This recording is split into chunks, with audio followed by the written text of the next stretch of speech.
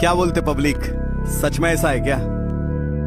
हिंदी नहीं मराठी बोल ये कोई बात नहीं, मानवता के ऊपर कोई भी विवाद नहीं। देश सबसे पहले कोई उसके बाद नहीं, जो एकता को तोड़े वो देश की औलाद नहीं। लाल बहता रंग हम सबके ही अंग में, फिर भी लगे हम रंग के जंग में। तेरा नीला मेरा पीला हरा अपना केसरी, तो शहीद क्यों लिपटा देश के तिरंग में। लोगों को जला के तुम्हें रोटी क्यों सेकनी, तलवार नहीं अरे हाथी देना लेखनी। पहले ही फंसे हम जाति के विवाद में, युवाओं की मांग हमें लाशें नहीं देखनी। साउथ में जाओ वो हिंदी नहीं बोलते, मुंबई पुणे बोले हिंदी क्यों बोलते। भारतीय है हर भाषा में हम भूलते, तो भाषा के विवाद में लोग क्यों खोलते। पहलगाम हमला सबका खून खौला ना, एयर इंडिया क्रैश सबका दिल रोया ना। वर्ल्ड कप फाइनल मिलके हमने देखा ना, जीत गए मैच इंडिया इंडिया बोला ना। हिंदी सिंधी या गुजराती, कन्नड़ पंजाबी मराठी, भोजपुरी उड़िया बंगाली, तेलुगु तमिल या मलयाली, छत्तीसगढ़ी या राजस्थानी, ये सारी भाषाएं हिंदुस्तान